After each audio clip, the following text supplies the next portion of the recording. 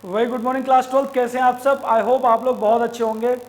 तो फिर से स्वागत है आप लोगों का हमारे चैनल पे एनकेसी लर्निंग पॉइंट पे। तो आज जो टॉपिक हम लोग कवर अप करने वाले हैं यार वो है हमारा व्हीट स्टोन ब्रिज। तो again one of the most important topics from this chapter. तो एक न्यूमेरिकल बनने के चांसेस रहते हैं। चलिए, तो व्हीट स्टोन ब्रिज की बात करूँ तो व्हीट स्टोन ब्रिज क्या है कि कुछ रेजिस्टेंसेस का कॉम्बिनेशन होता है।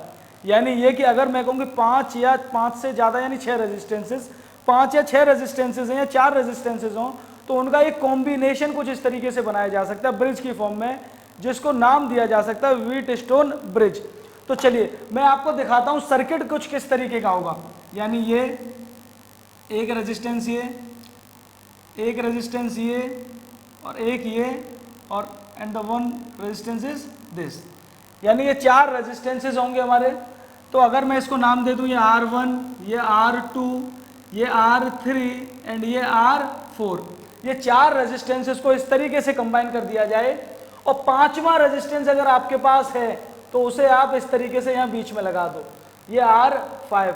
तो इन सारे रेजिस्टेंसेस का जो कॉम्बिनेशन है वो कहलाता है व्हीट स्टोन ब्रिज। यानी यार ये देखो, अगर मैं यहाँ से आपको नेमिंग कर दूँ, ये A, B, C और D, तो यानी B से D के लिए आपने जो ये जो ब्रांच कनेक्ट की है BD, ये एक ब्रिज की तरह बिहेव कर रही है। तो जिसके बेसिस पे इस टॉपिक का नाम रखा गया व्हीट स्टोन ब्रिज। तो चलिए, तो ये इसका सर्किट होता है कुछ यार, और यहाँ एक बैटरी कनेक्ट कर देंगे हम लोग जो कि पावर सप्लाई हमें प्रोवाइड करेगी। यहाँ से बैटरी कनेक्ट कर दी, तो ये व्हीट स्टोन ब्रिज का कॉम्बिनेशन है। अब इस ब्रिज में जिन बच्चों ने कोचिंग में ऑफलाइन पढ़ लिया है ये टॉपिक, मुझसे कंफ्यूज नहीं होना, क्योंकि वो कह रहे होंगे कि सर आपने पढ़ाया था कि वहां पे R5 रेजिस्टेंस नहीं लगवाया था। तो 2 मिनट का वक्त दो, अच्छे से समझ आ जाएगा कि दोनों ही चीजें एक ही हैं। तो यहाँ पे अगर मैं व्हीट स्टोन ब्रिज की बात करूँ तो यहाँ पे 2 कंडीशंस पढ़ेंगे हम लोग। पहली कंडीशन होगी हमारी बैलेंस्ड कंडीशन। चलो दोनों बता देता हूं मैं। एक तो होती है अनबैलेंस्ड कंडीशन यार, और एक होती है हमारी बैलेंस्ड कंडीशन। बैलेंस्ड कंडीशन, अगर मैं अनबैलेंस्ड कंडीशन की बात करूं, अगर मैं आप लोगों से बात करूं कि अनबैलेंस्ड कंडीशन कौन सी होती है, तो अनबैलेंस्ड कंडीशन में क्या होता है, जो ब्रांच BD है, BD ब्रांच में करंट फ्लो करेगा। BD ब्रांच कंटेन्स करंट, यानी ये कि BD ब्रांच के अंदर आपका करंट फ्लो करेगा अनबैलेंस्ड कंडीशन के अंदर। अगर मैं बैलेंस कंडीशन की बात करूं, that means branch BD has no current, यानी कि इस ब्रांच के अंदर करंट फ्लो नहीं करेगा। बैलेंस कंडीशन के अंदर BD ब्रांच के अंदर कोई भी करंट फ्लो नहीं करेगा। और हमें जो पढ़नी है वो यही कंडीशन पढ़नी है, बैलेंस कंडीशन। हमें जो पढ़नी है कौन सी कंडीशन पढ़नी है? और बैलेंस कंडीशन पढ़नी है। तो जब बैलेंस्ड कंडीशन में कोई भी करंट फ्लो कर ही नहीं रहा इस ब्रांच में, दैट मीन्स इसका कनेक्शन हट चुका है यहाँ से, दैट मीन्स इसका कनेक्शन यहाँ से हट चुका है। अरे कॉमन सी बात है ना यार, जब करंट फ्लो नहीं कर रहा दैट मीन्स यहाँ से इनका कनेक्शन ब्रेक हो चुका है। तो R5 लगाना कोई ज़रूरी नहीं है, क्योंकि यार जब करंट ही नहीं है तो रेजिस्टेंस में कुछ करंट जाएगा ही नहीं और कोई भी पोटेंशियल ड्रॉप ही नहीं होगा। क्लियर है मेरी बात? दैट मीन्स पूरा करंट जो भाई यहाँ से मान के चलो I करंट निकल रहा है, ये I करंट निकला है यहाँ से यहाँ तक, क्या अब ये I करंट ब्रेक हो गया I1 में और I2 में। अब ये I1 जैसे यहाँ पहुंचा, जब इसके अंदर करंट जाना ही नहीं है तो पूरा करंट I1 इधर पहुंच जाएगा और ये I2 करंट यहाँ पहुंच जाएगा और यहाँ वापस फिर से मिलके I1 प्लस I2 मिलके पूरा बैटरी के अंदर इंसर्ट कर जाएगा। तो हम लोग क्या करते हैं, अब हमें जो पढ़ना है वो बैलेंस कंडीशन पढ़नी है। तो बैलेंस कंडीशन के लिए कौन सा डायग्राम बनेगा? यहाँ पे हम लोग, आप रेजिस्टेंस दिखा दीजिए, R5 वाला था, भली अगर ना भी दिखाना चाहो R5 तो कोई फर्क नहीं पड़ना। यहाँ पे हम लोग एक गैल्वेनोमीटर लगा देंगे। यहाँ पे हम लोग क्या लगा देंगे यार? एक गैल्वेनोमीटर। गैल्वेनोमीटर का रोल क्या होगा, वो हमें ये देख के बताएगा कि इस ब्रांच के अंदर करंट फ्लो कर रहा है या नहीं कर रहा। क्योंकि अगर करंट फ्लो होगा इसके अंदर तो गैल्वेनोमीटर डिफ्लेक्शन देगा।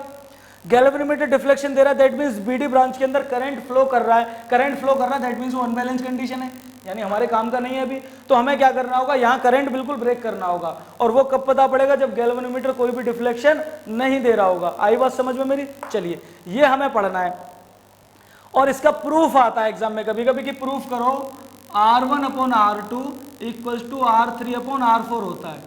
ये बैलेंस कंडीशन के लिए होता है। When branch BD has no current, अच्छा यार एक बात बताओ, जब ब्रांच बीडी में करंट नहीं है, दैट मीन्स क्या कि करंट फ्लो नहीं कर रहा, कब कब बन सकती है कंडीशन? तो इसका मतलब यार कि पोटेंशियल ऑफ बी, यानी बी का पोटेंशियल डी के पोटेंशियल के बराबर हो जाएगा। सोच के देखो, सोचो भाई, जब दो टर्मिनल्स का पोटेंशियल सेम हो जाएगा तो वही तो कंडीशन बनेगी। भाई जब पोटेंशियल सेम हो जाता है तो करंट फ्लो नहीं करता, क्योंकि करंट के फ्लो के लिए क्या चाहिए? करंट को पोटेंशियल के बीच में डिफरेंस। और जब दोनों ही पोटेंशियल आपस में बराबर हो गए, इट मींस इस ब्रांच में कोई भी करंट फ्लो नहीं करेगा। तो ध्यान रखना, अगर बीडी ब्रांच में करंट फ्लो नहीं कर रहा तो उसका मतलब है potential of B will be equal to potential of D, यानी इन दोनों टर्मिनल्स का पोटेंशियल सेम हो जाएगा। क्लियर है? चलिए अब प्रूफ करते हैं हम लोग ये, यानी इसकी रिवर्स कंडीशन भी पॉसिबल है। रिवर्स मतलब क्या कहती है कि अगर बीडी ब्रांच में कोई करंट नहीं है, that means potential of B will be equal to potential of D, तब ये होगा R1/R2 की वैल्यू R3/R4 के बराबर आएगी। अब इसकी रिवर्स क्या हो जाएगी कि अगर R1/R2 R3/R4 के बराबर है तो इट मीन्स इन दोनों का पोटेंशियल आपस में बराबर है। अरे हाँ या ना? दोनों बात, मतलब मैं फिर से बता देता हूं, मैंने बताया कि अगर इन दोनों टर्मिनल्स का पोटेंशियल आपस में बराबर है, अगर पोटेंशियल बराबर है तो ये रिलेशन निकल के आएगा, और या फिर अगर ये रिलेशन दे रखा है तो दैट मींस दोनों का पोटेंशियल बराबर आएगा। तो मैंने रिवर्स करके भी बात आपको बता दी। चलिए अब हम लोग स्टार्ट कर रहे हैं इसका प्रूफ। काफी गर्मी हो रही है यार, रात को 9 बजे वीडियो शूट कर रहा हूं फिर भी इतनी गर्मी है। चलिए देखो, अब अगर मैं देखूं तो मैंने किरचॉफ लॉ आप लोगों को पढ़ाया, किरचॉफ लॉ आप लोगों ने पढ़ रखा है। किरचॉफ लॉ में हम लोग क्या करते थे? दो लूप लेते थे। यहां भी मुझे लूप दिख रहा है, अगर मैं पहला लूप ले लूं, लूप कौन सा? ABDA लूप ले लिया मैंने। अगर ABDA लूप ले लिया तो अब इसमें एक डायरेक्शन चूज कर लेता हूं। मैंने मान लिया कि मैं क्लॉकवाइज मूव करूंगा। क्लॉकवाइज मूव करूंगा तो देखिए I1 और R1 जो आपका डायरेक्शन वही करंट का direction, that means -I1 R1, ये माइनस का लिया जाएगा जब डायरेक्शन सेम होता था। आप नीचे आए, करंट नीचे आ रहा है और आप रिवर्स में चल रहे हो। भाई देखो, आप जब क्लॉकवाइज चल रहे हो, आप यहां से चले चले चले, अब आप डी से एक ही तरफ चल रहे हो लेकिन करंट उल्टा आ रहा है। और मैंने बताया था जब आपका डायरेक्शन और करंट का डायरेक्शन अपोजिट होगा तो पोटेंशियल का ड्रॉप पॉजिटिवली आ जाएगा, यानी plus I2 and R3 equal to 0। तो अगर मैं यहां से लिखूं तो क्या आ जाएगी वैल्यू निकल के? I2 R3 equal to I1 R1। कुछ गलत किया क्या मैंने? I1 R1 इधर ले लिया और I2 R3 इधर ले लिया। अब देखिए वैल्यू निकालते हैं। अगर मैं I2/I1 की वैल्यू निकालूं, I2/I1 की अगर वैल्यू निकालूं तो क्या आएगी? R1/R3 के बराबर। अरे हाँ या ना? ये हो गई मेरी इक्वेशन नंबर 1। यहां से इक्वेशन नंबर 1 से मैंने आपके I2/I1 की वैल्यू निकाल ली। चलिए अब अगर मैं लूप ले लेता हूं, कौन सा? ये वाला लूप BCDB लूप ले लिया हमने। ये लूप ले लिया, इसमें भी हम लोग क्लॉकवाइज ट्रेवल करते हैं। क्लॉकवाइज ट्रेवल करेंगे, देखो I1 का और आपका डायरेक्शन सेम है, दैट मीन्स माइनस का I1 R2 प्लस, आप देखिए आप जब इधर जाओगे तो आप तो इधर से चल के आ रहे हो, करंट इधर से चल के आ रहा है, दैट मीन्स आपका और करंट का डायरेक्शन अपोजिट है, तो ड्रॉप पॉजिटिवली आ जाएगा, यानी प्लस का I2 R4 इक्वल टू 0। अब आप वैल्यू निकालो, इसे ऐसे लिख सकते हो I2 R4 equal to I1 R2। Video में विजिबल है यार? चलिए विजिबल है। तो I2/I1 की वैल्यू क्या आ जाएगी? यहाँ से I2/I1 की वैल्यू आ जाएगी R2/R4, ये इक्वेशन 2। अब देखिए मैं भाई इक्वेशन 1 में भी I2/I1 की वैल्यू निकाली है, यहाँ भी I2/I1 की। जब दोनों की LHS इक्वल है, आप RHS इक्वेट कर सकते हो दोनों के। तो आप लिख दोगे यहाँ पे यार, from equation first and second, equation first and second से आपका क्या हो जाएगा? R1/R3 equal to R2/R4। Cross multiply कर सकते हो। देखिए प्रूफ क्या करना था? प्रूफ ये करना था, अभी मेरा ये प्रूफ हुआ नहीं है। क्रॉस मल्टीप्लाई करते हैं तो R1/R4 इक्वल टू R2/R3 हो जाएगा। ठीक है, R2 को इधर मिल ले आऊँ, अगर मैं R1/R2 कर लूँ, R2 को इधर ले आया तो R3/R4 कर सकते हो। भाई कुछ नहीं किया, R2 इधर मल्टीप्लिकेशन में था, इधर डिवाइड में आ गया, R4 इधर मल्टीप्लिकेशन में था, इधर डिवाइड में। देखो हो गई प्रूफ, R1/R2 आपका R3/R4 के बराबर आ गया। अरे हाँ या ना? तो ये है balanced condition of Wheatstone bridge.